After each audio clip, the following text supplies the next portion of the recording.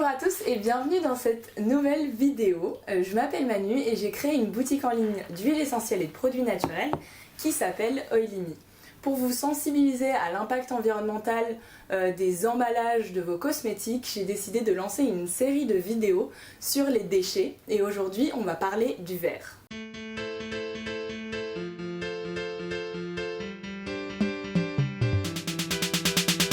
Pour cette vidéo, j'ai le plaisir d'être accompagnée de Antoine, qui est un expert du sujet. Antoine, est-ce que tu peux nous expliquer qui tu es et qu'est-ce que tu fais? Je m'appelle Antoine, donc je suis ingénieur de formation, ingénieur en mécanique, et je travaille donc dans le domaine du verre, pour une entreprise qui fabrique du verre sous différentes formes, que ce soit du verre bouteille, flaconnage, du verre plat pour les habitations, et des laines minérales, donc des isolants minéraux à partir de verre. Mon travail est de concevoir, démarrer et améliorer des usines qui fabriquent du verre. La spécialité de mon équipe, c'est de démarrer les nouvelles technologies pour faire de la fusion, pour faire du recyclage. Le but dans cette vidéo, c'est de comprendre en particulier si le verre peut être une bonne alternative aux emballages en plastique, dans le cas de la cosmétique par exemple.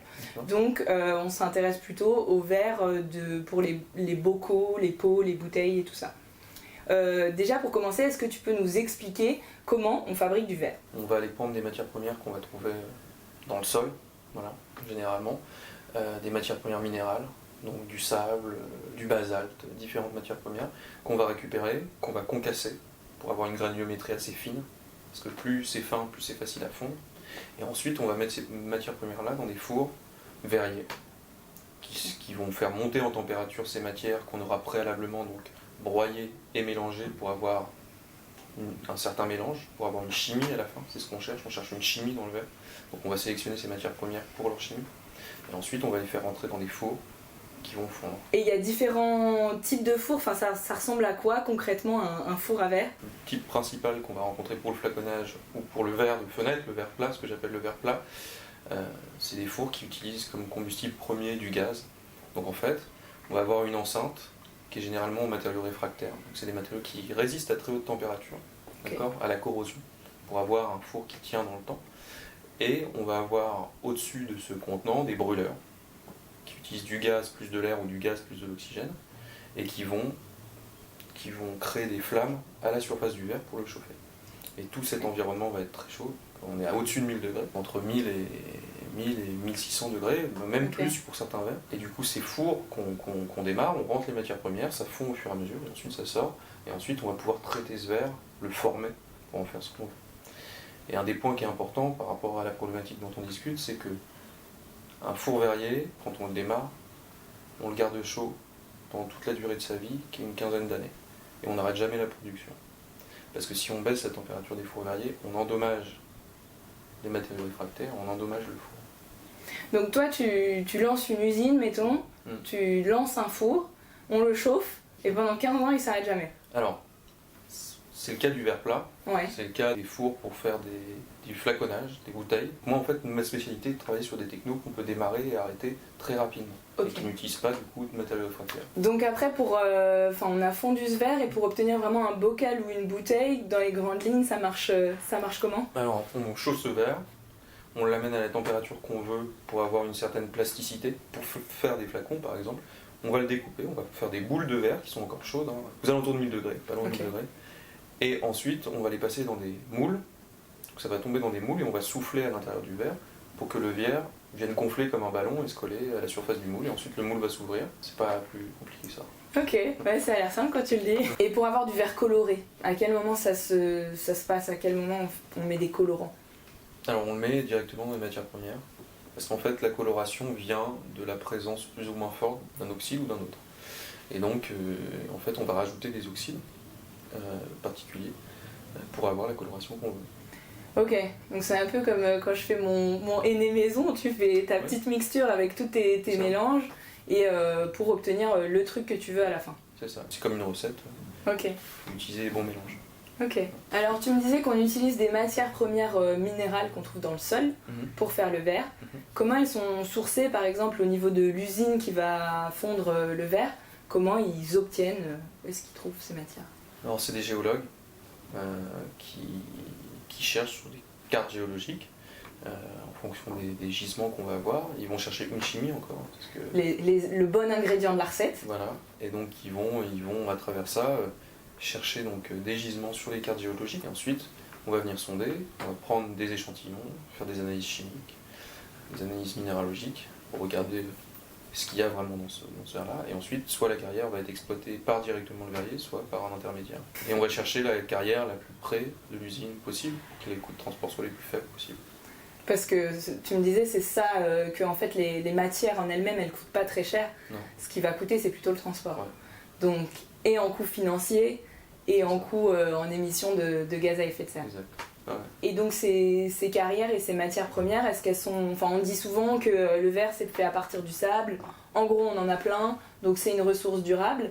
Est-ce que c'est vrai ou est-ce que ça se raréfie un petit peu? Ça dépend quelles ressources. Globalement, il n'y a pas de crise.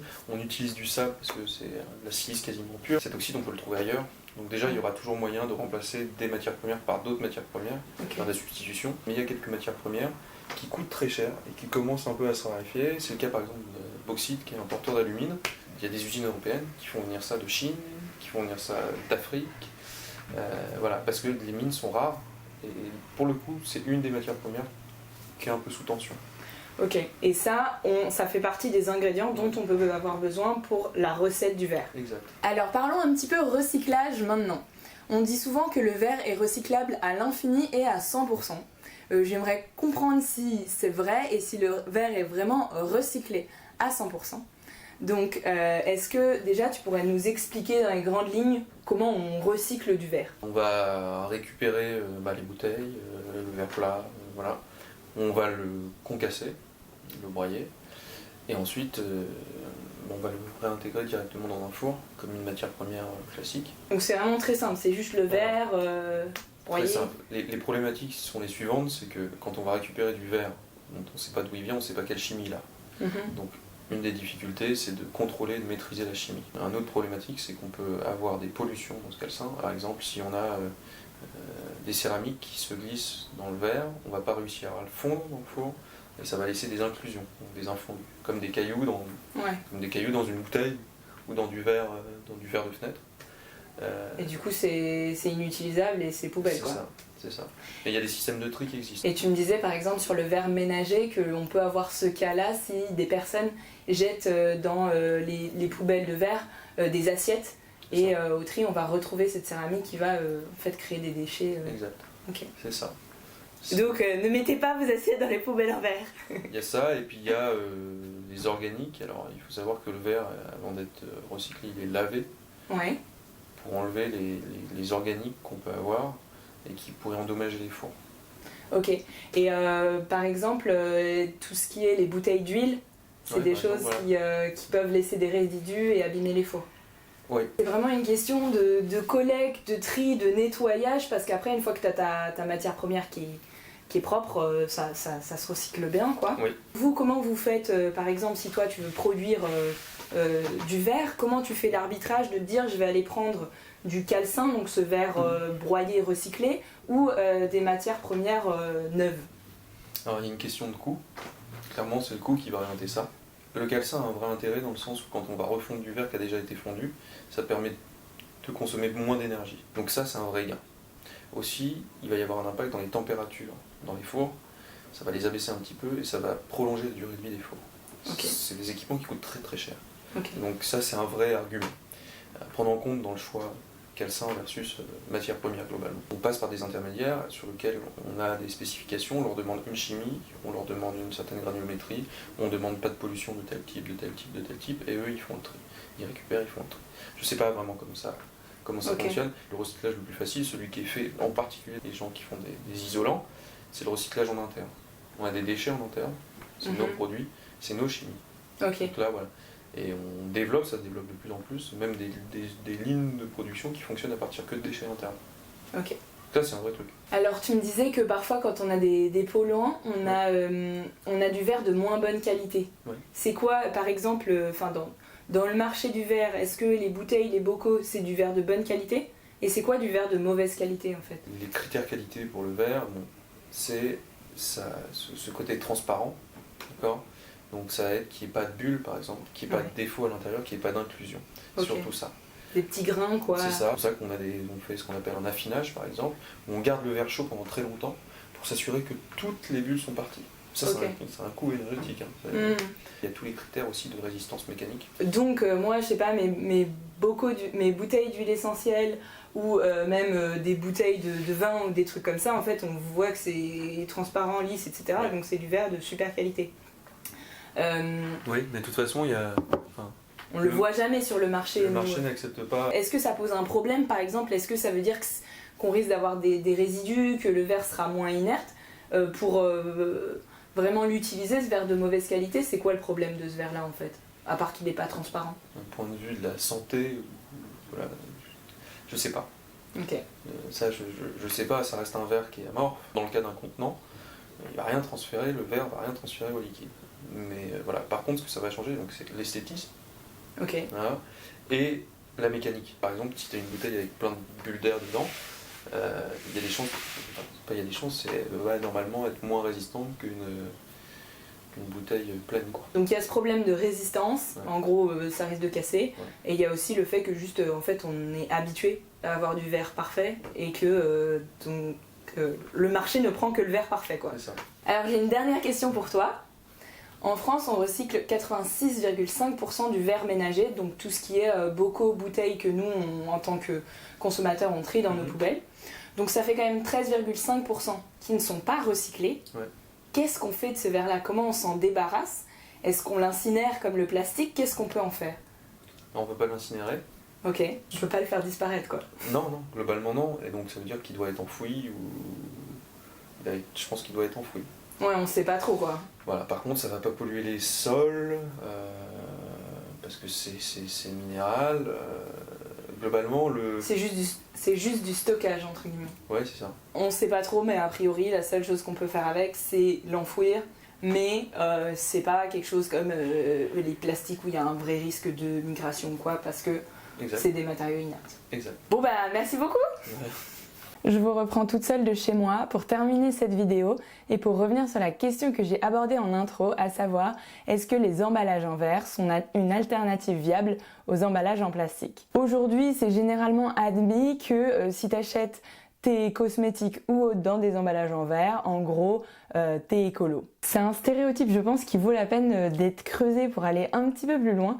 Et du coup, pour conclure cette vidéo, je vais revenir sur l'impact écologique du verre dans les grandes lignes et essayer de mettre ça en parallèle avec celui du plastique. En ce qui concerne les matières premières, donc pour produire du plastique, on va avoir besoin de pétrole. Aujourd'hui, l'extraction du pétrole, c'est quelque chose qui est hyper problématique au niveau environnemental.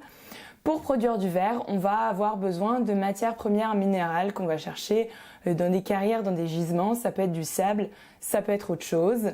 Donc ce sont des matières premières qui sont écologiques, qui sont locales et qui sont extraites de manière éthique. Enfin, a priori et pour le moment.